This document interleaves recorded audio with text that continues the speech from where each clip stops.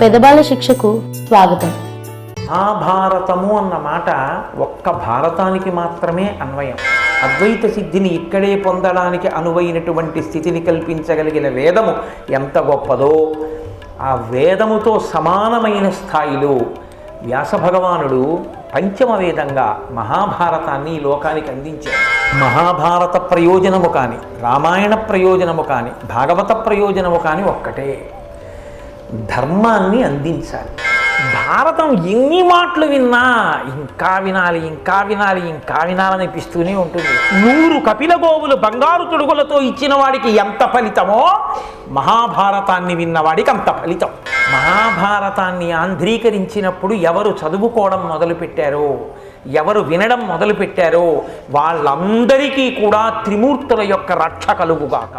జనమేజయుని చేయు సర్పయాగమునకు విఘ్నమందరము కావింతుము, అతడు ధర్మార్థికావున దారుణీసురలమై అడుగదము ఇదియు చేయకుమనియును, కొందరమతనికి కూర్చు మంత్రులమునై ఈ క్రతుక్రియ చేసి ఇహపరములకు పెక్కు దోషంబులని హేతువులు చూపియుడిగినంత, అందరనొక్క మొగిన భక్ష్య భోజ్య లేహ్య పానీయముల మీద సదములోని విప్రజనుల మీద వెగడుపడగ పారి వెరపింత ఒజ్జలు తత్ప్రయోగ విధులు తప్పి పరవా.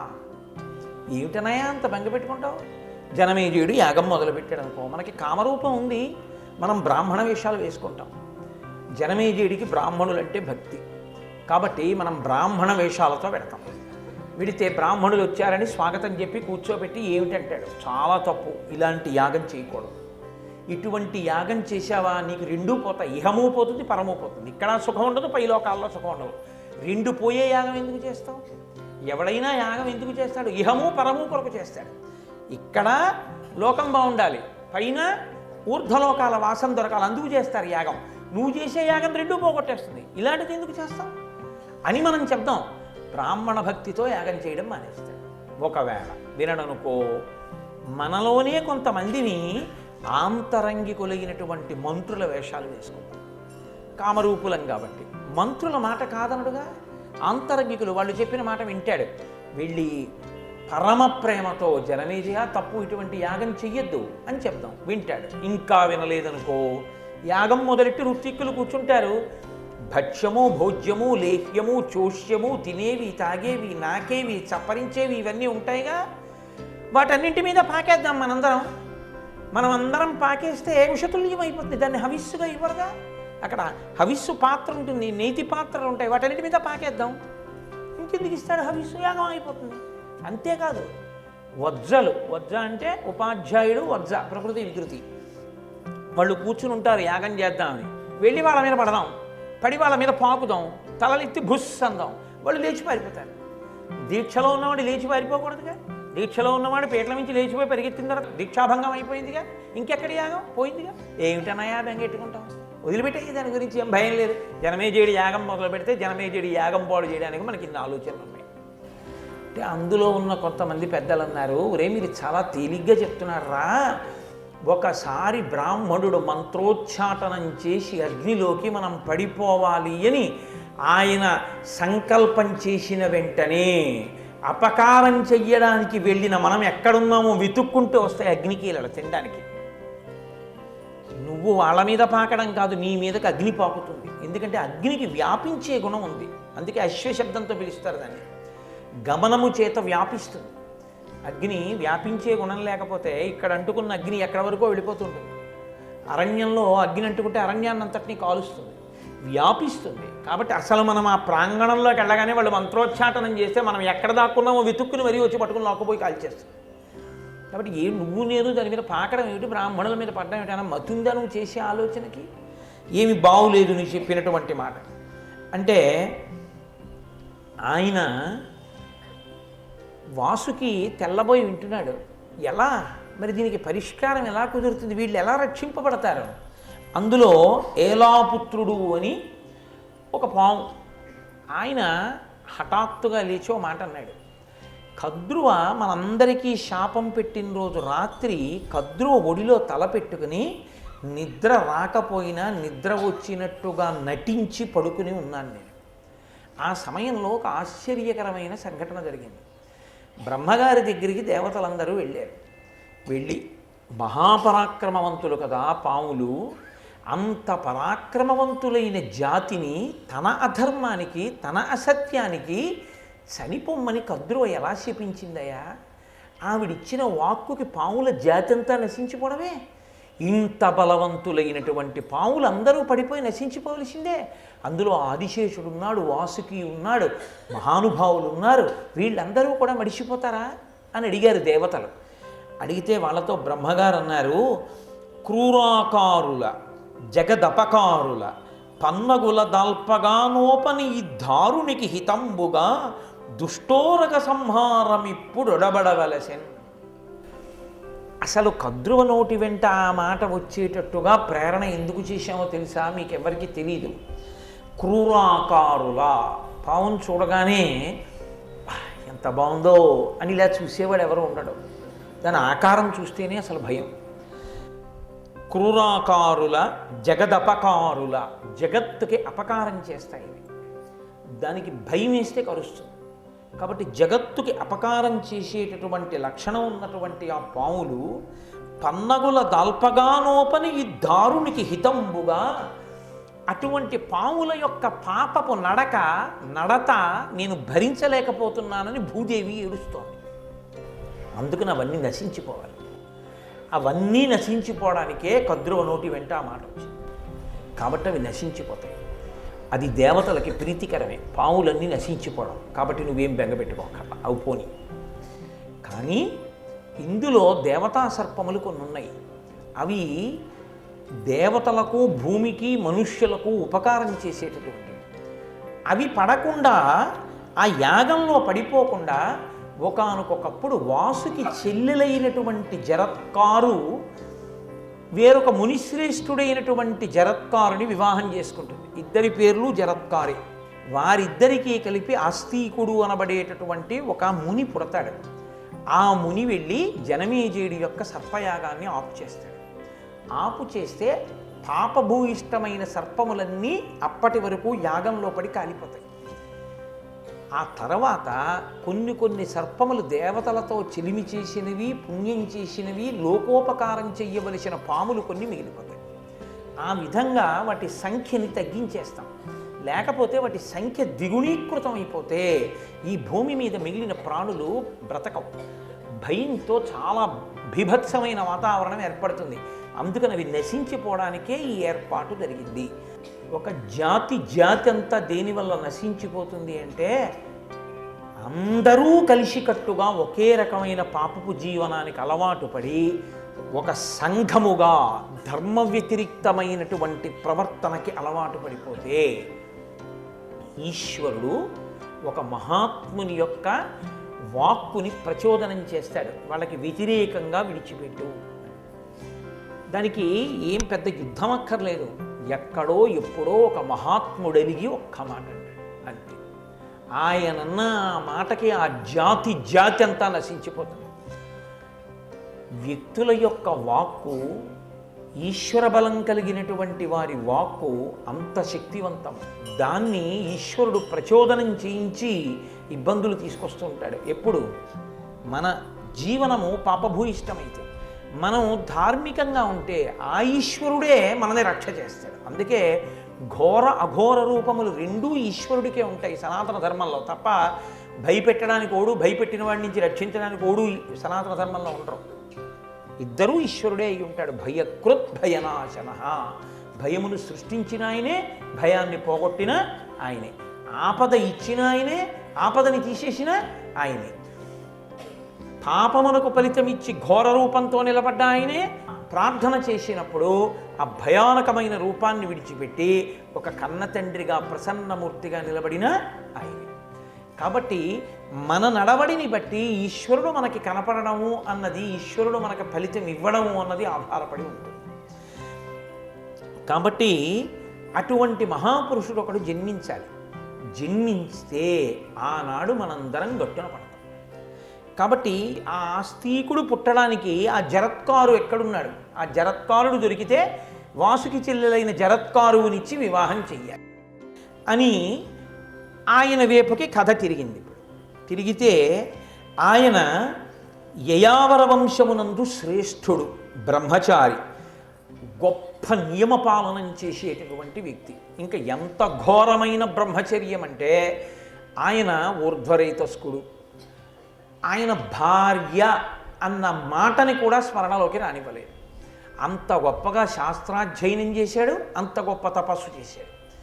అయితే బ్రహ్మచారిగా శాస్త్రాధ్యయనం చేయడం, బ్రహ్మచారిగా తపస్సు చేయడం చాలా గొప్ప విషయాలు.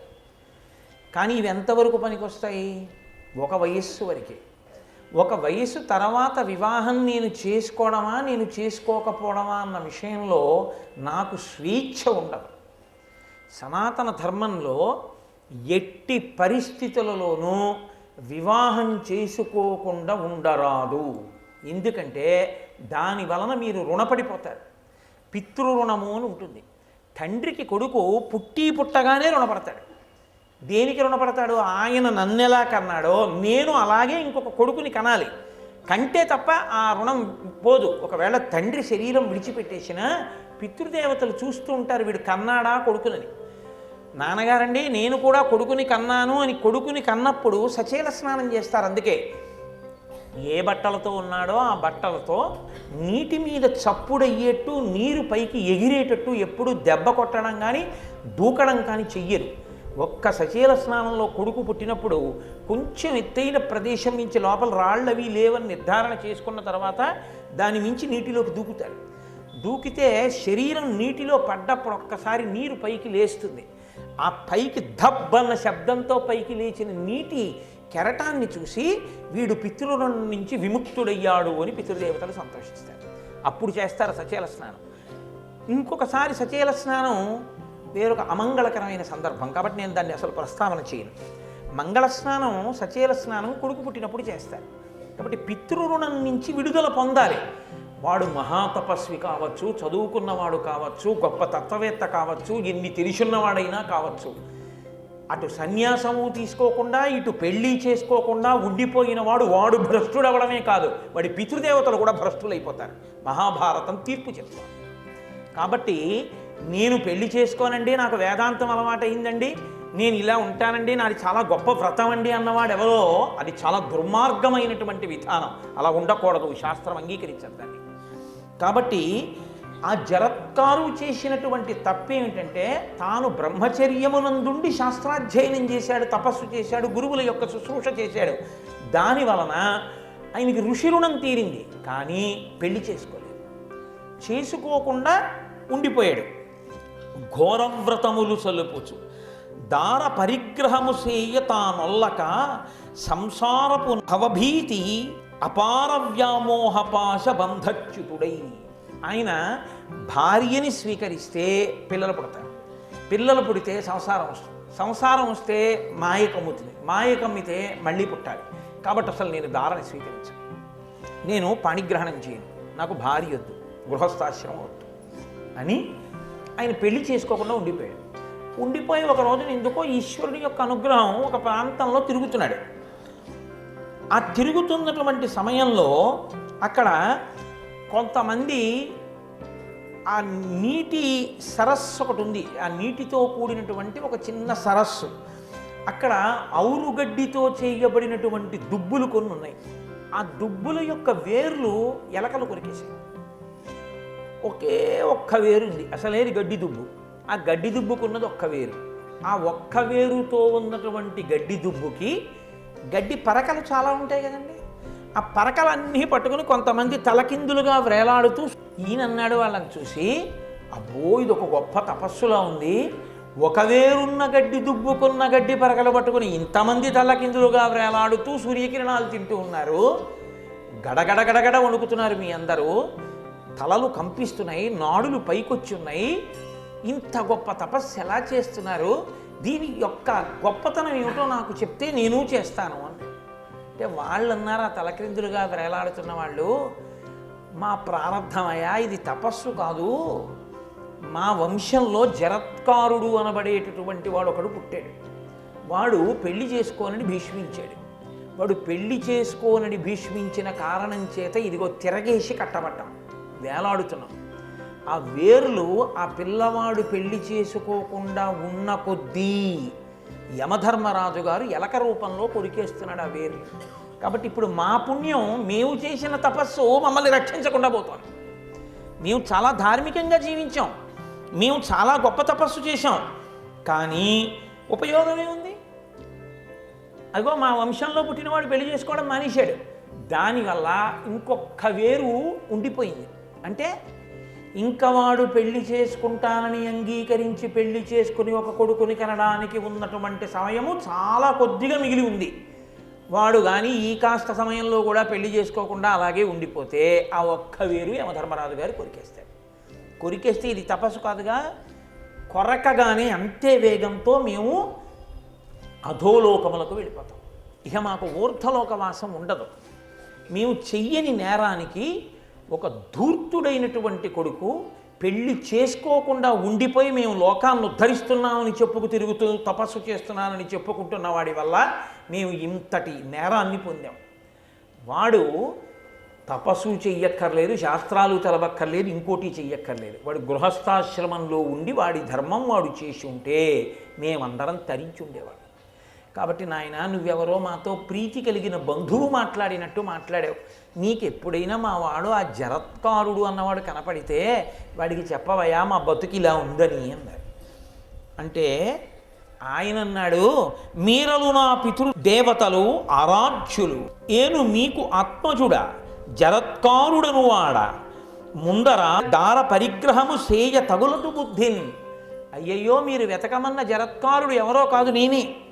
మీరే నా తాతతండ్రులు. నేను ఎంత అపరాధం చేశాను. ఏమిటో ఇన్నాళ్ళ నుంచి పెళ్లి చేసుకోకుండా ఉండిపోవడం గొప్ప అనుకుని పెళ్లి చేసుకోకుండా ఉండిపోయాను. ఇప్పుడు అర్థమైంది, పెళ్లి చేసుకోకుండా ఉండి ఎంత శాస్త్రాధ్యయనం చేసి ఎన్ని చేసినా వాడు ఇంకోళ్ళను ఉద్ధరించడం మాట దేవుడికి, వాడి పితృదేవతల్ని వాడిని వాడే ఉద్ధరించుకోడని. కాబట్టి నేను తప్పకుండా పెళ్లి చేసుకుంటాను. మిమ్మిట్లు చూచి మీకు హితం మెట్లకు అట్ల కాముదంబున దారార్థము ప్రవర్తింపగా చిత్తమిప్పుడే పుట్టె నాకు ధర్మస్థితిమై. మిమ్మల్ని చూసిన తర్వాత నాకు బాధ కలిగింది. అయ్యో, నేను పెళ్లి చేసుకోకపోవడం వల్ల ఎంత ప్రమాదం వచ్చింది అన్న విషయం నాకు అర్థమైంది. కాబట్టి నాకు ఇప్పుడు బుద్ధి వచ్చింది, కాబట్టి నేను వివాహం చేసుకుంటాను. చేసుకుని తప్పకుండా సంతానాన్ని కంటాను. నేను సంతానాన్ని కంటే మీరు ఊర్ధ్వలోకాలకి వెళతారు. కాబట్టి ఈ ఒక్క వేరు కొరకబడే లోపలే నేను తప్పకుండా వివాహం చేసుకుంటాను. అంటే జరత్కారుని యొక్క తండ్రి తాతలు ఒక ధర్మాన్ని చెప్తున్నారు లోకానికి. ఎందుచేత అంటే ఇవాళ లోకంలో మెట్ట వేదాంతము అని ఒక మాట. వాడు ఏవో 4 మాటలు వింటాడు. విని పెళ్లి చేసుకోవలసిన వాడు ఏ ఇంటికి వెళ్ళి ఏమిటి సంసారం, నేను పెళ్లి చేసుకోనంటాడు. ఆ తల్లిదండ్రులు ఎంత బెంగెట్టుకు చచ్చిపోతుంటారో తెలియదు. కాబట్టి ఇప్పుడు జరత్కారుని యొక్క తండ్రి తాతలు అంటున్నారు, తగియడు పుత్రులంబడసి ధర్మము తప్పక తమ్ము ఉత్తముల్ పొగడగా మన్ మహామతులు పొందుగతుల్ కడు ఘోరనిష్టతో తగిలిత పంబు చేసియును దక్షిణులెమ్ముగా ఇచ్చి యజ్ఞముల్ ఎడగడ చేసియున్ పడయనేర రపుత్రకులైన దుర్మతుల్.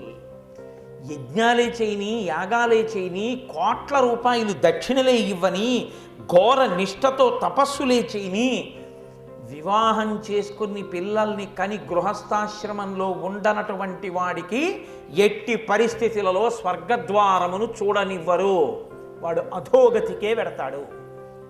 కాబట్టి వివాహము చేసుకుని తీరవలసిందే. మహాభారతంలో వ్యాస భగవానుడు మనకు అందించిన సత్యం, నన్నయ్య వంటి ఋషి మనకు అందించినటువంటి సత్యం. కాబట్టి దీనికి వ్యతిరేకంగా వాదించి మనం ప్రయోజనం ఉండదు. కాబట్టి ఇప్పుడు ఆయన వివాహం చేసుకుంటాను. నాన్నగారు, నాకు ఒక్క కోరిక, నాకు ఏ పేరుందో ఆ పేరే ఉన్న పిల్ల దొరికితే చేసుకుంటాను. కాదు కాదు, అది ఈశ్వరానుగ్రహం. జరత్కారు ముని, ఆయనకు వచ్చింది అటువంటి ఆలోచన. అంటే మళ్ళీ గబుక్కుని ఎవరినో చేసుకోవడం కాదు. వాసుకి చెల్లెలు జరత్కారుని చేసుకుంటే తప్ప, మహాపురుష జననం జరిగితే తప్ప, సర్పయాగం జనమేజయుడు చేసినప్పుడు పాముల్ని రక్షించేవాడు పుట్టడం. అందుకని అటువంటి మహాపురుష సంపర్కం చేత మహాతేజోవంతుడైన కొడుకు పుట్టాలి ఇప్పుడు. కాబట్టి ఇప్పుడు ఆ జరత్కారుడు పిల్ల కోసం తిరుగుతున్నాడు దేశమంతా. నాకు తగిన పిల్ల ఎక్కడ దొరుకుతుంది అని వెతుక్కుంటున్నాడు. వెతుక్కుంటుంటే వాసుకి చూశాడు. చూసి ఆ వాసుకి గబగబా జరత్కారుడి దగ్గరికి వచ్చి ఆ జరత్కారుడితో మాట్లాడుతున్నాడు. ఎంత అందమైన మాటలండి. ఆయన అన్నాడు, ధన్యం వయ్య భవత్కులంబు అతి కృతార్థం వయ్య అస్మత్కులంబు అన్యోన్యానుగుణాభిధానముల చిత్తానందముందన్ వివేకన్యాయాన్విత భూసురోత్తమ జరత్కారు జగన్మాన్య ఈ కన్యాభిక్ష పరిగ్రహింపుము జరత్కారున్ మదీయానుజన్. నీవు బ్రహ్మచారివి, సన్యాసి బ్రహ్మచారి ఇద్దరు భిక్ష పుచ్చుకోవచ్చు.